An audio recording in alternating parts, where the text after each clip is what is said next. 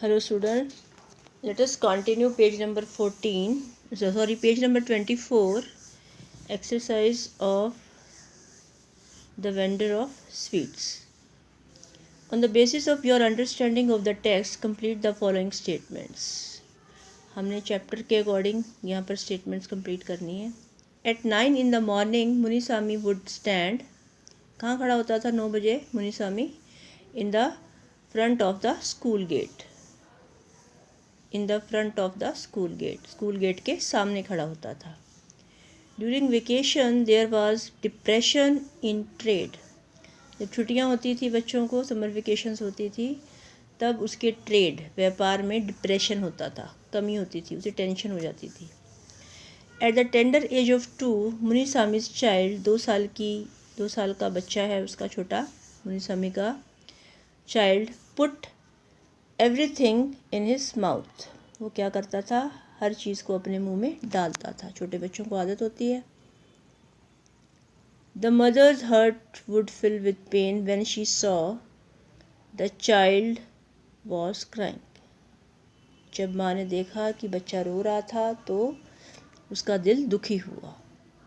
When the child picked a sweet to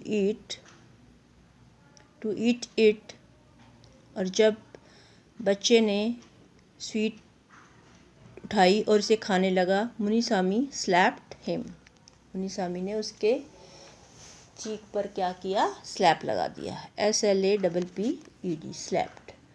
next page. When Munisami was going to the school, all the sweets from the tray fell into the gutter. जब Munisami school जा रहा था तो सारी sweets जो tray में थी वो कहाँ गिर गई? नाले में गिर गई, गटर में गिर गई.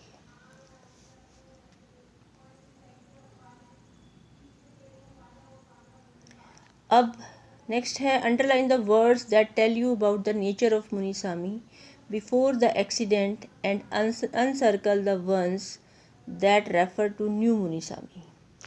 एक्सीडेंट होने से पहले और एक्सीडेंट होने के बाद. जो एक्सीडेंट होने से पहले मुनीसामी था उसको आपने अंडरलाइन करना है. जब एक्सीडेंट होने के बाद, यानी कि जब वो गटर में गिरा, उसके बाद वो कैसा मुनीसामी बना, उसको आपने सर्कल करना है. शॉर्ट टेम्पर्ड, गुस्से वाला था, अंडरलाइन. लविंग, बाद में बना, सर्कल. कंसिडरेट, बाद में बना, circle. Self centred, underline. Unconcerned, concern नहीं था, किसी से कोई मतलब नहीं था उसे, अंडरलाइन. एरोगेंट, गुस्से वाला था, underline. Caring and circle. Affectionate and circle, circle करना है आपने इसको. टेंडर हार्टेड, कोमल हृदय था, कब हुआ? बाद में हुआ, तो सर्कल. एब्यूजिव, डांटने वाला था, अंडरलाइन. मीन, बहुत गंदा था, मतलब निर्दयी था, underline. Now the incidents mentioned below are from the story but they are not in order. ये लाइंस दी हुई हैं, ये स्टोरी है, लेकिन ये जो स्टोरी है सीक्वेंस में नहीं है. Put them in the correct order and rewrite them in the form of a paragraph in the space provided on the next page. आपने क्या करना है? ये स्टोरी पढ़नी है और इस स्टोरी को पैराग्राफ में बना के, कौन सी लाइन फर्स्ट नंबर पे आएगी, कौन सी सेकंड पे आएगी, कौन सी थर्ड पे आएगी, पैराग्राफ में बना के आपने उसको नेक्स्ट पेज पर लिखना है. ये आप खुद करेंगे, ठीक है? ये आपके लिए वर्क है, आपको इंटरेस्टिंग लगेगा. स्टोरी आपने पढ़ी है, कौन सी लाइन कब शुरू हुई, कौन सी लाइन नंबर 1 पे आएगी, कौन सी 2 पे आएगी, तो उसके अकॉर्डिंग आपने करना. जैसे कि मैं फर्स्ट लाइन आपको बता सकती हूँ. फर्स्ट लाइन है, Muniswami was a hard working sweet vendor. यहाँ से शुरू होगा. मुनीस्वामी एक हार्ड वर्किंग स्वीट वेंडर था. सेकेंड लाइन हो सकती है, he sold his sweets mainly to school children and was doing a thriving business. ठीक है, तो ये सेकेंड लाइन है. उसके बाद थर्ड आपको फाइंड आउट करनी है, फोर्थ, फिफ्थ, उसी के हिसाब से आपको इसको पैराग्राफ में लिखना है. ठीक है. Now page number 27. Words in a word. A few words from the story are given below. Use a dictionary to find their meaning. Then write 4 words containing 4 letters or more using the letters of the given words. One has been done for you. जैसे कि आपने क्या करना है, word के meaning dictionary में से ढूंढने हैं, ठीक है, और जो वर्ड दिया हुआ है, जैसे कोमोशन दिया हुआ है, उससे आपने 4 लेटर वर्ड्स बनाने हैं, जितने भी बनते हैं, 2 3 4 जितने भी बनते हैं। जैसे फर्स्ट दिया हुआ है कोमोशन, तो कोमोशन का मीनिंग है नॉइजी कन्फ्यूजन, तो इसमें से वर्ड बन गए एमिट, क्वाइन, मून, आइकन। दूसरा है इंटेंस। इंटेंस का मतलब होता है स्ट्रेंथ भी होता है, तो इंटेंस में से आप वर्ड बना सकते हैं टेंस, और क्या बन सकता है सेट, SET सेट। ऐसे ही पेक्यूलियर, पेक्यूलियर का मतलब होता है स्पेशल। थ्राइविंग, थ्राइविंग का मतलब होता है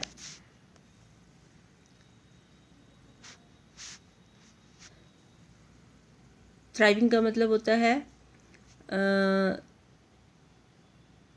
जो चीज़ बड़ी तेज़ी से चलती है।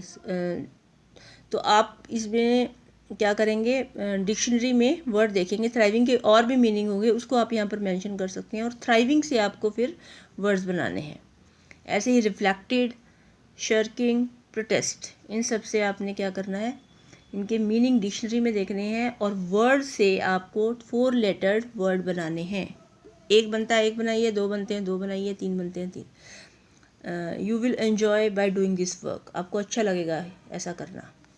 नेक्स्ट पेज है page number 28. Now what is here in the paragraph given below, some words are written in capital letters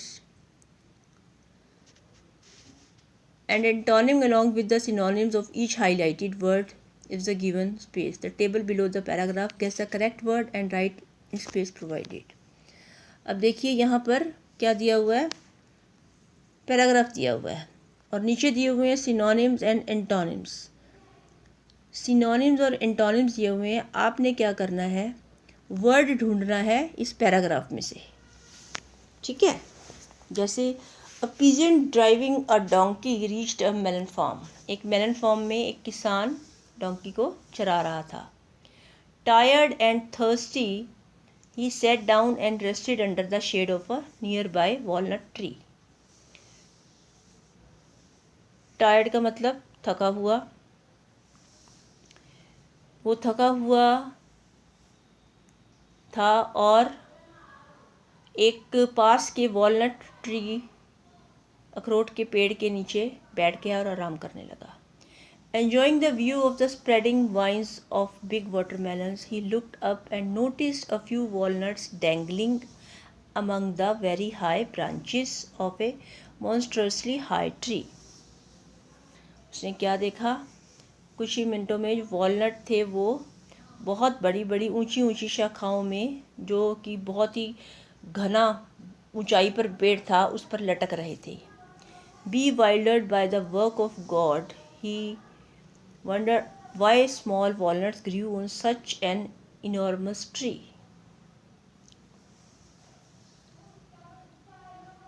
अब उसने क्या किया, उसने कहा कि वो ये देखकर हैरान हो गया कि ये छोटे छोटे वॉलनट इतने बड़े, इनॉर्मस का मतलब होता है बड़े, ट्री पर क्यों उग रहे हैं। Why the big watermelons hung from A flat and फ्लिम्सी wine, और जबकि जो बड़े बड़े वाटरमेलन हैं वो कहाँ पर हैं,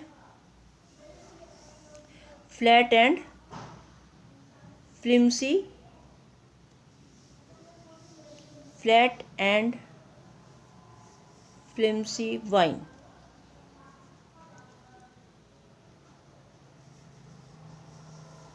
वाइन होती है बेल, और फ्लिम्सी का मतलब कमज़ोर, इस कमज़ोर जो पतली बेल है उस पर लटक रहे हैं।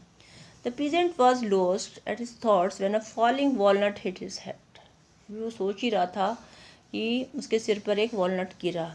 ही stretched his hands high up toward the sky, उसने अपने हाथों को खींचा ऊपर क्यों किए और आकाश की तरफ देखा and said thankfully, O almighty God, भगवान का धन्यवाद किया। It was clever of you not to let melons grow on big trees, आप बहुत समझदार हो जो आपने मेलन्स तरबूज बड़े बड़े पेड़ों पर नहीं गिराए। For I would have been dead by now, नहीं तो मैं मर जाता, क्योंकि अगर वॉलनट की जगह अगर उसके सिर पर तरबूज गिरता तो वो वहीं ढेर हो जाता। अब हमने क्या करने हैं, सिनोनिम और इंटोनिम दिए हुए हैं, हमने वर्ड ढूंढना है। वर्ड का मतलब होता है सिनोनिम से मैच होना चाहिए, इसे वर्ड मीनिंग कहते हैं। हैंगिंग, हैंगिंग का ऑपोजिट होता है लाइंग। हैंगिंग मतलब लटकना, लाइंग मतलब जो नीचे लेटा हो, और इसका वर्ड बनेगा डैंगलिंग, आपको ऊपर बताया है। ह्यूज का मतलब बड़ा, टाइनी का मतलब छोटा, तो ऊपर क्या वर्ड आया बड़े के लिए, इनॉर्मस। इंटेलिजेंट का ऑपोजिट फुलिश, इंटेलिजेंट के लिए आया है क्लेवर। वेरी थका हुआ, फ्रेश जो फ्रेश हो, और वेरी के लिए वर्ड आया है टायर्ड। ग्रेटफुली जो किसी का आभारी हो, अनग्रेटफुली जो आभारी ना हो। ग्रेटफुली के लिए वर्ड आया है थैंकफुली। लाइफलेस जिसमें जीवन नहीं है, मरा हुआ, अलाइव जिंदा, और लाइफलेस का मतलब dead, DEAD dead. Close by दूर, far away, sorry close by पास, फार अवे दूर, तो क्लोज बाय का मीनिंग नियर बाय, पास। फीबल कमज़ोर, sturdy strong, flimsy meaning of feeble is flimsy. Observed किसी को नोटिस करना, इग्नोर छोड़ देना, और ऑब्जर्व का सिमिलर नोटिस्ड। टावरिंग ऊंचाई पर, लो नीचे, टावरिंग का ऑपोजिट हाई। तो these are the words. Now this is a creative work. आपको क्या करना है, keeping all the elements of a good advertisement in mind, design an advertisement for any one of the following. 3 चीज़ें दी हुई हैं, 3 product दिए हुए हैं आपको, सॉफ्ट ड्रिंक दिया हुआ है, वॉचेस दी हुई हैं, पेन्स दिए हुए हैं। आपको इसकी एडवर्टीजमेंट करनी है कि आपने इसकी सेल करनी है, तो आप इसकी कैसे सेल करेंगे। कोई भी एक प्रोडक्ट उठा लीजिए, उसकी सेल कीजिए। आप वॉच उठाएंगे, उसकी पिक्चर बनाइए, उसे डेकोरेट कीजिए, उसे कलर कीजिए उसे, और एडवर्टीज़मेंट के लिए लोगों को अट्रैक्ट कीजिए कि किस तरह से आप अपने प्रोडक्ट को बेच सकते हैं। आप सुनते भी हैं एडवर्टीज़मेंट टीवी में, तो ये आपको खुद करना है। नाउ बेटा पेज नंबर